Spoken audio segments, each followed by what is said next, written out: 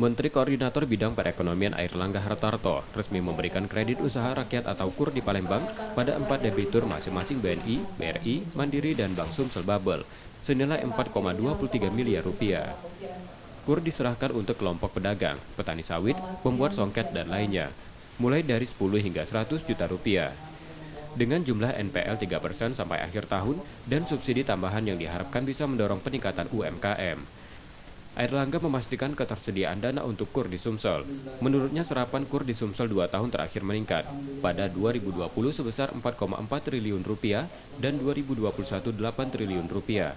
Yang didominasi sektor pertanian, perkebunan, dan perhutanan sebesar 40,9%, disusul perdagangan 38%. Sumatera Selatan, kalau kemarin meningkat di tahun 2020 dari 4,4 2021 8 triliun, 2022 limitnya langit.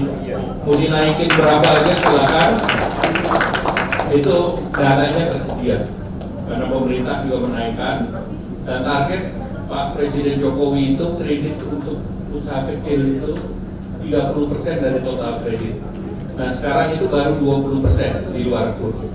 Nah kalau tahun 2024 itu 30%, artinya jumlah kredit itu sekarang tahun 2024 kira-kira 6.000 triliun.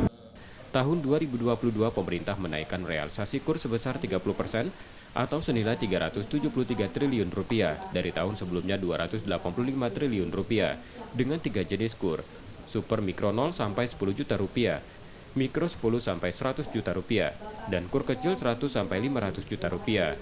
Diikuti bebas jaminan untuk 0 hingga 100 juta rupiah. KUR itu disalurkan di semua sektor seperti perdagangan, perkebunan, jasa, dan lainnya. Reski Oktora, Muklas Diferensial, Kompas TV, Palembang, Sumatera Selatan.